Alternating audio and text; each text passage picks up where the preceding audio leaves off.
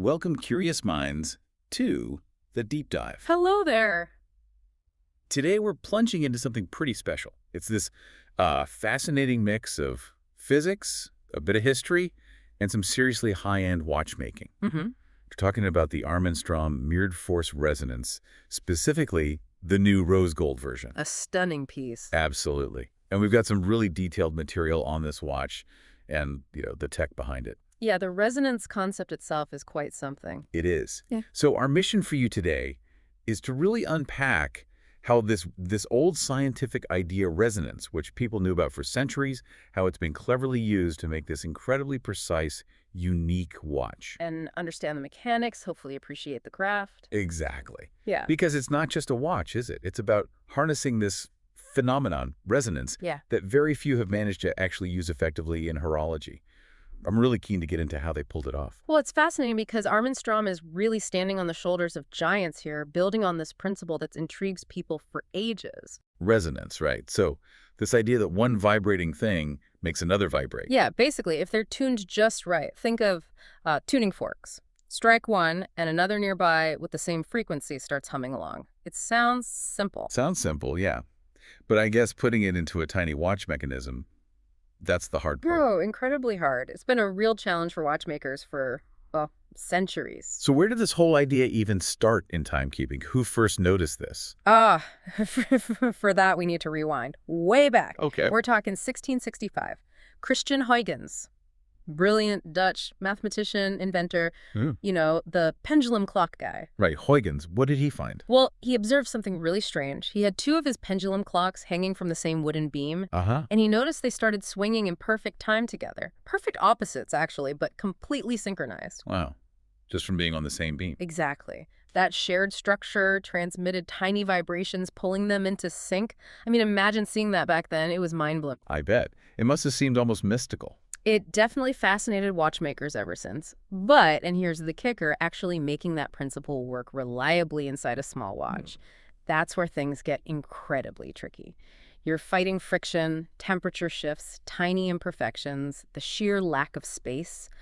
Achieving stable resonance is notoriously difficult. So it's this centuries-old puzzle. Many brilliant minds must have tried and failed, or at least found it impractical. So what were the biggest hurdles? And I guess the main question is, how did Armin Strom actually manage to, well, crack it? Exactly. And that brings us to their big innovation, the resonance clutch spring. They patented this and unveiled it back in 2016. The resonance clutch spring. Okay, so what is that? Is it like Huygens' beam, but miniaturized? Sort of, but much more direct and engineered. It's this very thin, very precisely shaped piece of steel. And what it does is physically connect the balanced spring studs of the two independent oscillators. Okay, so it's a direct physical link between the very hearts of the two timekeeping mechanisms. Yeah. How does that work differently than just having two movements near each other? Great question. Because that's the key. The spring acts like Huygens' beam, yes, transmitting microvibrations. But it's an active link. Active how? It constantly, gently pulls the two balances into synchronization, forcing them to oscillate in opposite directions but perfect harmony. It's not passive, it actively corrects any tiny deviations.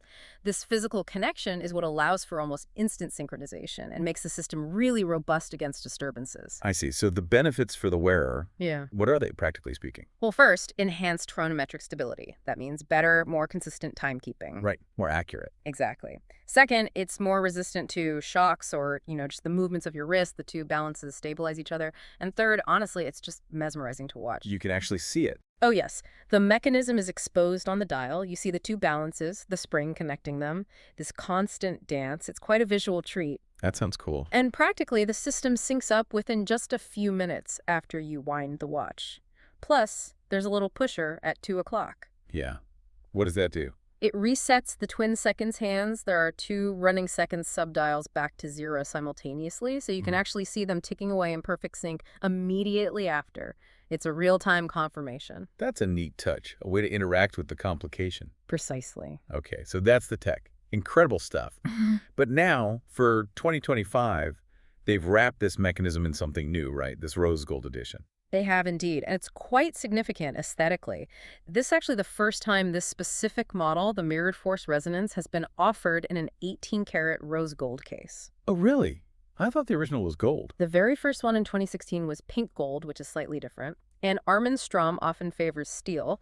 So rose gold marks a, let's say, more luxurious positioning for this particular watch.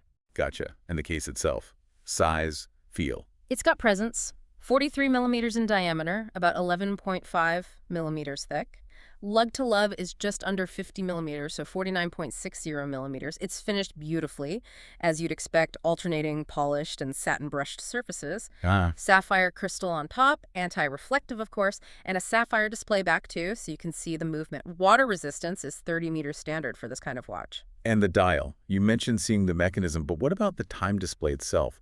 Does the rose gold change the personality there? It definitely gives it a warmer, richer feel. The overall layout is familiar if you know the watch the time is shown off-center. Right, on that subdial. Exactly. And that subdial sits on this fantastic black disc. It's not just flat black, though. It's got this hand guilloche sunray pattern. Hand guilloche, so done manually. Yes. Cut on a traditional rose engine lathe. You get this depth and play of light you just don't get with stamping. Real old-school craft. That sounds beautiful. It is. Then you've got the chapter ring around that time display with a circular brushing azure finishing, they call it. Applied baton markers, polished hands, all in rose gold color to match the case. And the main event is still visible. Oh, absolutely. Front and center, well, slightly to the left, you have the main show.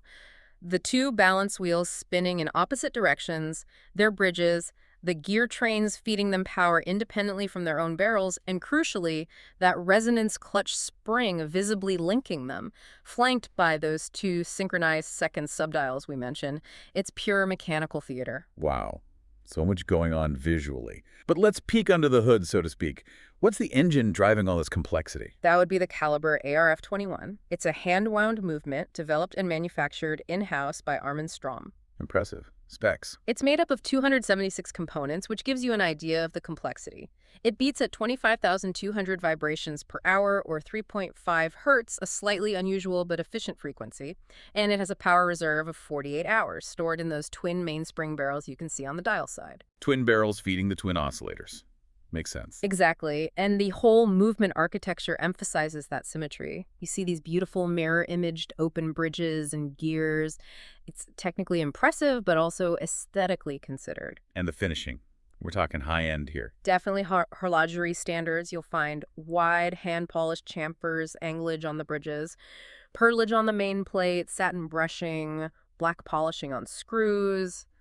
The works. Even the plates are engraved. It's finished beautifully from every angle, even the parts hidden away. Sounds like they lavished attention on every detail. A secret for the owner, almost. You could say that. A commitment to quality throughout. So bringing it all together then, the strap, the presentation, and how hard is it to actually get one? It's presented very elegantly. Comes on a dark gray Alcantara strap, which feels quite luxurious with gray stitching, and naturally a matching 18-karat rose gold pin buckle. Nice.